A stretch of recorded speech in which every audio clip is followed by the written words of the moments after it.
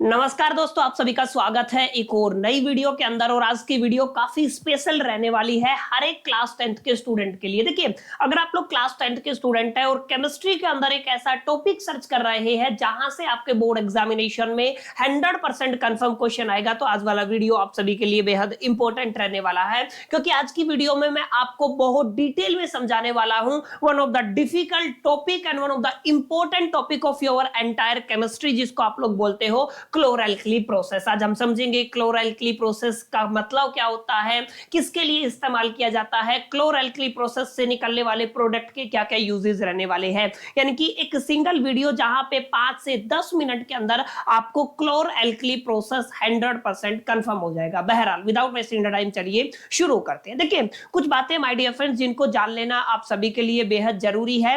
क्लोरएल्कली process हमेशा से पिछले 10 साल से आप लोग सीबीएसई के पीवाईक्यूज उठा के देखेंगे तो आप लोग पाएंगे अपनी एक अहम इंपॉर्टेंट रोल प्ले करता है आपके बोर्ड एग्जामिनेशन के क्वेश्चंस के अंदर। यहां से क्वेश्चन नहीं आए ऐसा हो नहीं सकता।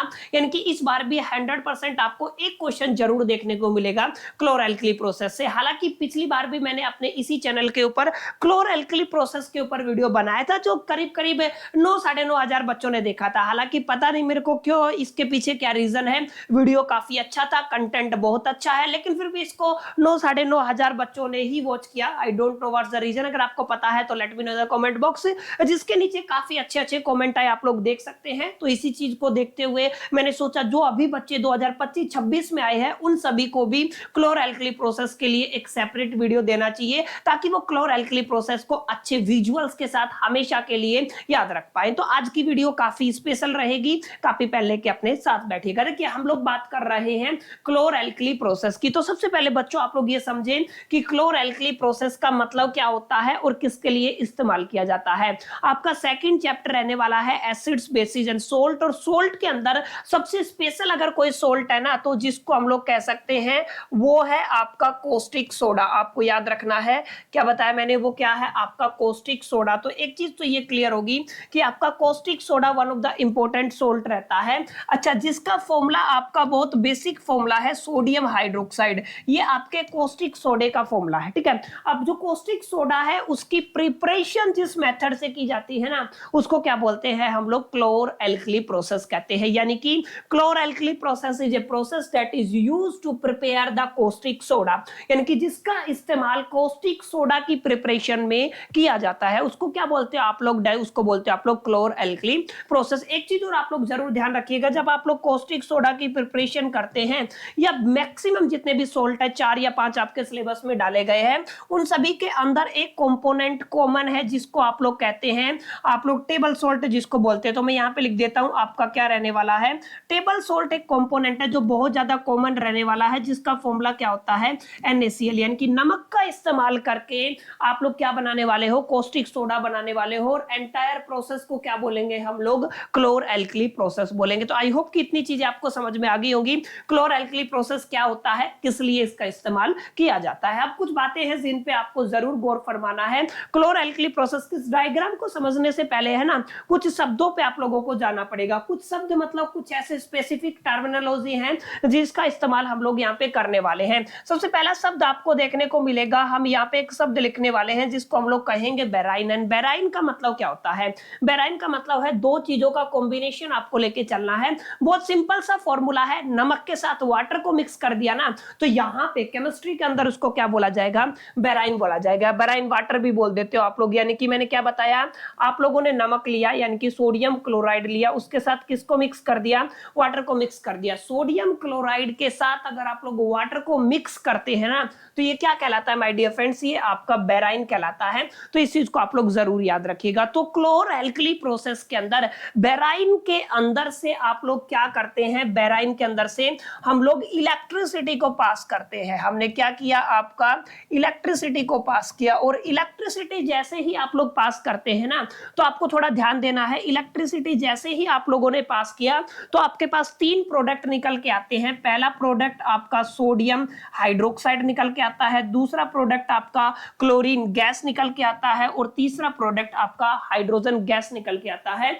और तीनों का अपना यूजेस होता है। और जैसा कि आप सभी को पता है, अभी अभी मैंने बताया, सोडियम हाइड्रोक्साइड किसका फॉर्मूला होता है, आपका कोस्टिक सोडा का फॉर्मूला होता है, और हमने क्या बताया था कि इस प्रोसेस का इस्तेमाल किसके लिए किया जाता है, कोस्टिक सोडा के लिए किया जाता है, ठीक है, इसकी प्रिपरेशन के लिए किया जाता है। तो बहुत बेसिक चीजें आपको समझ में आ गई होंगी एग्जैक्टली यहाँ पे क्या कुछ रहने वाला है। हमने देखा बेराइन का हमने इलेक्ट्रिसिटी पास किया, इलेक्ट्रिसिटी पास करके इसके आपको 3 रिजल्ट मिलेंगे, सोडियम हाइड्रोक्साइड, क्लोरीन और हाइड्रोजन। That's it. एक चीज और आप लोग याद रखिएगा, अब जब आप इलेक्ट्रिसिटी पास करेंगे तो आपके पास 2 इलेक्ट्रोड्स बनेंगे। ध्यान से सुनिए मेरी बात, क्या बताया मैंने, 2 इलेक्ट्रोड्स बनेंगे। एक आपका पॉजिटिव इलेक्ट्रोड होगा, ठीक है, मैं यहाँ पे लिख देता हूं ताकि आप लोग कंफ्यूज ना हो। एक क्या होगा, आपका पॉजिटिव इलेक्ट्रोड होगा, और एक आपका नेगेटिव इलेक्ट्रोड होगा। यानी कि जहां से आप लोग इलेक्ट्रिसिटी प्रोवाइड करेंगे, इलेक्ट्रिसिटी पास करेंगे, तो 2 इलेक्ट्रोड बनेंगे। एक आपका पॉजिटिव इलेक्ट्रोड होगा और एक आपका नेगेटिव इलेक्ट्रोड होगा। आपको याद क्या रखना है, आपको ये याद रखना है कि पॉजिटिव इलेक्ट्रोड को यहाँ पे हम लोग एनोड के नाम से जानने वाले हैं, और नेगेटिव इलेक्ट्रोड को हम लोग कैथोड के नाम से जानने वाले हैं। क्लियर। तो कैथोड और एनोड का मतलब क्या है, यहाँ पे एनोड का मतलब पॉजिटिव इलेक्ट्रोड और कैथोड का मतलब क्या है, नेगेटिव इलेक्ट्रोड। और एक चीज आप लोग और जरूर ध्यान में दीजिएगा, कैथोड के ऊपर ये वाला हाइड्रोजन गैस लिबरेट होगा, मतलब ये हाइड्रोजन गैस कहां पे जाएगा, ये आपका कैथोड पे जाएगा। और मैं कहूं आपका एनोड, एनोड पे कौन जाएगा माय डियर फ्रेंड्स, एनोड पे आपका क्लोरीन गैस जाएगा। तो ये आपको थोड़ा याद रखना है, कैथोड के ऊपर कौन जा रहा है, एनोड के ऊपर कौन जा रहा है। क्लियर। इस चीज को आप लोग जरूर याद रखिएगा। तो ये पूरा का पूरा प्रोसेस क्या कहलाता है, ये पूरा का पूरा प्रोसेस कहलाता है क्लोर एल्कली प्रोसेस। रिएक्शन क्या होगी मैं भी आपको समझाऊंगा। पहले आप लोग इस एंटायर स्ट्रक्चर को देखिए। आपको एक कंटेनर दिख रहा है, यहां से आपको एक वाल दिख रहा होगा, यहां से हम लोग डालेंगे आपका बेराइन। बेराइन का मतलब क्या होता है, अभी अभी मैंने आपको समझाया। अगर आप लोग नमक के अंदर यानी कि सोडियम क्लोराइड के अंदर वाटर मिक्स कर देते हैं तो क्या बन जाता है, बेराइन। तो यहां से आप लोग डालेंगे, ठीक है। यहां पे आपको 2 इलेक्ट्रोड्स दिख रहे हैं, जहां से पॉजिटिव टर्मिनल कनेक्ट करेंगे वो एनोड रहेगा, जहां से नेगेटिव टर्मिनल कनेक्ट करेंगे वो आपका कैथोड रहेगा। यहां पे जो आपको ये वाटर दिख रहा है, ये फिलअप जो कंपोनेंट दिख रहा है बच्चों, ये क्या है, ये आपका बेराइन है, मतलब ये सॉल्यूशन है सोडियम क्लोराइड और वाटर का। अब आपने क्या किया, आपने इलेक्ट्रिसिटी पास की, इलेक्ट्रिसिटी पास करते ही आपकी ये रिएक्शन बदलेगी। मैंने बताया इलेक्ट्रिसिटी पास करेंगे तो सबसे पहले बनेगा सोडियम हाइड्रोक्साइड, क्लोरीन बनेगा, हाइड्रोजन बनेगा। क्लोरीन एनोड की तरफ आएगा, तो ये आपका एनोड है, यहां से एनोड की तरफ से हम लोग किसको निकाल लेंगे, क्लोरीन को निकाल लेंगे। और कैथोड की तरफ से आप लोग किसको निकाल लोगे, हाइड्रोजन गैस को निकाल लोगे। समझ में आया क्या बताया मैंने। क्लोरीन कहां पे, एनोड की साइड से एक पाइप दिया हुआ है जहां से आप लोग निकाल लेंगे, और हाइड्रोजन को आप लोग कैथोड की साइड से निकाल लेंगे। अब आपका बचा कौन, आपका बचा सोडियम हाइड्रोक्साइड। सोडियम हाइड्रोक्साइड आपका इसके ऊपर कैथोड के ऊपर डिपॉजिट हो जाएगा। इस चीज को आप लोगों को याद रखना, ठीक है। कैथोड के ऊपर कौन डिपॉजिट होगा, आपका कैथोड के ऊपर आपका डिपॉजिट होगा कोस्टिक सोडा। याद रखिएगा कौन डिपॉजिट होगा, कोस्टिक सोडा, यानी कि जिसको आप लोग क्या कहते हैं, सोडियम हाइड्रोक्साइड। That's it. बहुत आसान सी चीजें मैंने आपको समझाई यहाँ पे कि एग्जैक्टली क्लोर एल्कली प्रोसेस क्या होता है। क्लोर एल्कली प्रोसेस एक ऐसा प्रोसेस है जिसके अंदर कोस्टिक सोडा की प्रिपरेशन की जाती है with the help of the sodium chloride, नमक and water and passing electricity, ठीक है। नमक एंड वाटर को आप लोग क्या कह देते हैं, बेराइन कह देते हैं। कि बेराइन के अंदर से इलेक्ट्रिसिटी पास किया, सोडियम हाइड्रोक्साइड बनेगा, क्लोरीन बनेगा, हाइड्रोजन गैस बनेगा, और कोस्टिक सोडा, यहाँ पे सोडियम हाइड्रोक्साइड है तो कोस्टिक सोडा, क्लोरीन एनोड साइड से निकलेगा और हाइड्रोजन कैथोड साइड से निकलेगा। सोडियम हाइड्रोक्साइड कैथोड के ऊपर डिपॉजिट हो जाएगा, और ये इसका पूरा डायग्राम रहने वाला है। ऐसे करके आपका क्या कंप्लीट होता है, क्लोर एल्कली प्रोसेस। अब यहाँ पे रिएक्शन को भी बैलेंस करना पड़ता है, इस चीज को आपको जरूर जहन में रखना है कि आपको क्या बैलेंस करना आना चाहिए। रिएक्शन जैसे अभी मैं समझाता हूं, ध्यान से समझिएगा। हमारे पास बेराइन है, बेराइन का मतलब सोडियम क्लोराइड की रिएक्शन। मैं इनके स्टेट नहीं लिख रहा हूं, सोडियम क्लोराइड आपके एक्वस स्टेट में रहता है, वाटर लिक्विड रहता है। तो एक बार खाली समझने के लिए, सोडियम क्लोराइड और वाटर दोनों का कॉम्बिनेशन क्या होता है, ये आपका स्पेसिफिकली बेराइन हो जाता है। मैंने यहाँ से इलेक्ट्रिसिटी पास की है, ठीक है। मैंने यहाँ पे क्या किया है, आपका इलेक्ट्रिसिटी पास की है। आपको मिला क्या, आपको मिला सोडियम हाइड्रोक्साइड यानी कि कोस्टिक सोडा मिला, आपको क्लोरीन गैस मिला, और आपको हाइड्रोजन गैस मिला। बैलेंसिंग वाली रिएक्शन जो बैलेंस करना मैंने सिखाया था, मैंने वहां पे आपको 3 स्टेप समझाई थी। पहली स्टेप क्या थी, सबसे पहले मेटल्स को बैलेंस कीजिए, फिर नॉन मेटल को बैलेंस कीजिए, अगर ऑक्सीजन है तो ऑक्सीजन को बैलेंस कीजिए, सबसे आखिरी में आप लोग हाइड्रोजन को बैलेंस कीजिए। तो यहाँ पे देखिए, यहाँ पे सोडियम सबसे पहली मेटल है, यहाँ पे बैलेंस है ऑलरेडी, सोडियम क्या है आपका, बैलेंस है। लेकिन अगर आप लोग ध्यान से देखेंगे, सोडियम बैलेंस हो गया, नॉन मेटल कौन है आपका, क्लोरीन है। क्लोरीन यहाँ पे 1 है, यहाँ पे कितना है, 2 है, वहां पे कितना है, 2 है, यहाँ पे कितना है, 1 है। तो ऑब्वियस सी बात है, इसको कितने से मल्टीप्लाई कर देंगे, 2 से मल्टीप्लाई कर देंगे। अब हुआ क्या, क्लोरीन तो आपका 2 हो गया, लेकिन सोडियम भी तो 2 हो गया, तो ये डिस्टर्ब हो गया। दैट्स व्हाई मैं इसको कितने से मल्टीप्लाई कर दूंगा, सोडियम को 2 से मल्टीप्लाई कर दूंगा। ठीक है, इतनी बात समझ में आई। आपका सोडियम बैलेंस हो गया 2, क्लोरीन आपका बैलेंस हो गया 2। अब किसको बैलेंस करना है, अब बात आती है ऑक्सीजन को बैलेंस करने की। तो देखिए यहाँ पे ऑक्सीजन ये रहा O, और इसके आगे कितना लगा हुआ, 2, यानी कि उधर आपका ऑक्सीजन 2 है और इधर आपका ऑक्सीजन कितना है, आपका 1 है। तो इसको कितने से मल्टीप्लाई कर देंगे हम लोग, 2 से मल्टीप्लाई कर देंगे। अगर ऑक्सीजन को 2 से मल्टीप्लाई किया तो 2 ऑक्सीजन हो गया, यहाँ पे भी 2 ऑक्सीजन हो गया। अब देखते हैं हाइड्रोजन, लास्ट में किसको बैलेंस करना है, हाइड्रोजन को। तो 4 हाइड्रोजन यहाँ पे है, देखिए 2 हाइड्रोजन तो ये रही और आपकी 2 हाइड्रोजन ये रही, 2 + 2 कितना हो गया, 4। तो आप लोग ऐसे बैलेंस कर सकते हैं। जिन बच्चों ने मेरा वो वाला वीडियो नहीं देखा, एक बार मैं दोबारा से बता देता हूं। सबसे पहले आप लोग मेटल्स को बैलेंस कीजिए, फिर आप लोग नॉन मेटल्स को बैलेंस कीजिए, सिंपल सा टेक्निक है, कुछ नहीं करना आपको।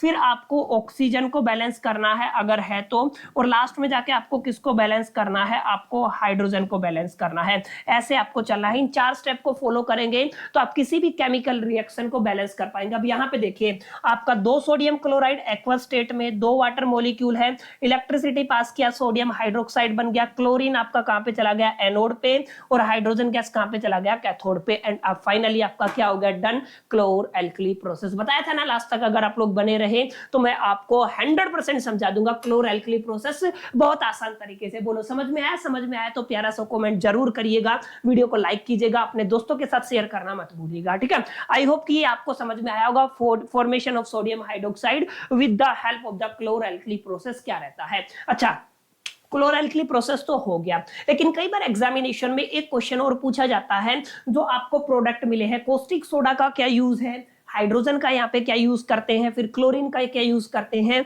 जिनको आप लोगों ने यहाँ से अलग अलग पाइप से निकाल लिया ना, उसका कोई इस्तेमाल तो करते होंगे ना, तो उसका इस्तेमाल किया जाता है। क्या इस्तेमाल किया जाता है, ध्यान से देखिए। सबसे पहले अगर मैं बात करूं ना कॉस्टिक सोडा की, किसकी बात करते हैं सबसे पहले, कॉस्टिक सोडा की। कॉस्टिक सोडा में अगर कुछ ऐसे मेटल्स हैं, ठीक है ना, जिनके ऊपर ग्रीस लगता है, तो उन मेटल्स को डीग्रीस करने के लिए, ध्यान से समझिए मेरी बात, क्या करने के लिए, उन मेटल्स को आपका डीग्रीसिंग करने के लिए हम लोग किसका इस्तेमाल करते हैं, हम लोग स्पेसिफिकली कॉस्टिक सोडा का इस्तेमाल करते हैं। इसके अलावा हम लोग जितने भी सोप्स बनाते हैं या फिर हम लोग डिटर्जेंट बनाते हैं, ठीक है ना, जितने भी सोप्स और डिटर्जेंट है उनकी मैन्युफैक्चरिंग में भी कॉस्टिक सोडा का इस्तेमाल किया जाता है। तीसरा सबसे बड़ा यूज होता है इसका पेपर इंडस्ट्री में, ठीक है ना, पेपर मेकिंग में, यानी कि पेपर इंडस्ट्री लिख दीजिए या फिर पेपर मेकिंग में, इन सब में बच्चों किसका इस्तेमाल किया जाता है, इन सब में आपके कॉस्टिक सोडा का इस्तेमाल किया जाता है। And formula of caustic soda is NaOH। Clear, तो पहली चीज क्लियर हुई, आपके सोडियम हाइड्रोक्साइड में को, यानी कि कॉस्टिक सोडा के क्या क्या यूज है,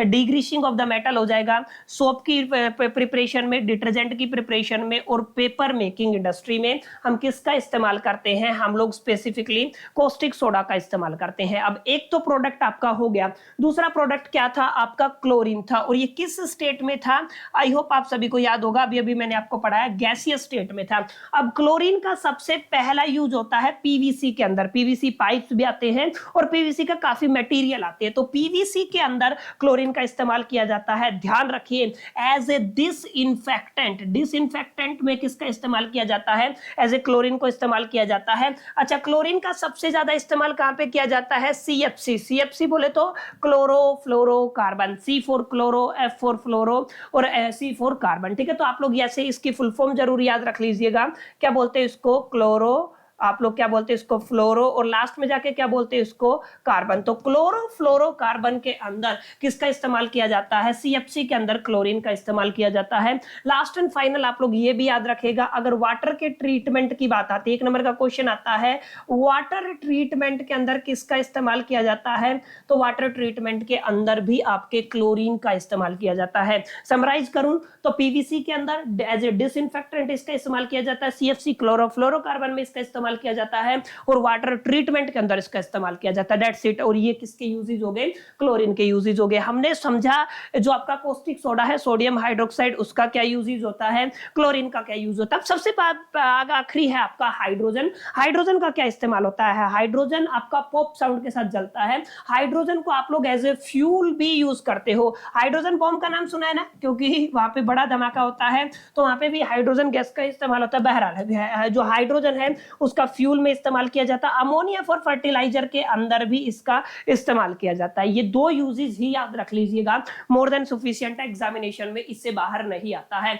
और मैं फिर बता रहा हूं, क्लोर एल्कली प्रोसेस बच्चों एक ऐसा क्वेश्चन है, एक ऐसा टॉपिक है जहां से आपको एक क्वेश्चन जरूर देखने को मिलेगा, चाहे डायरेक्ट क्वेश्चन हो, MCQ देखने को मिले, या फिर बड़ा क्वेश्चन देखने को मिले, हो सकता है आपको असर्शन एंड रीजन देखने को मिले, या केस बेस्ड क्वेश्चन भी हो सकता है। तो माय डियर फ्रेंड्स, ये छोटा सा वीडियो था जहां पे मैंने कोशिश किया है कि आप लोगों को मैं क्लोर एल्कली प्रोसेस को डिटेल में समझा पाऊं। अगर आपको डिटेल में समझ में आया, ये वीडियो पसंद आया, तो इसे लाइक कर दीजिएगा, फ्रेंड्स के साथ शेयर कर दीजिएगा, और चैनल पे पहली बार आए हैं तो चैनल को सब्सक्राइब जरूर कर लीजिएगा। अब की बार कोशिश कीजिए, पिछली बार हम लोगों ने करीब 9,500 बच्चों तक रीच किया था, इस बार कम से कम इसका डबल। तो देखो काफी मेहनत लगता है यार वीडियो को क्रिएट करने के लिए। बहरहाल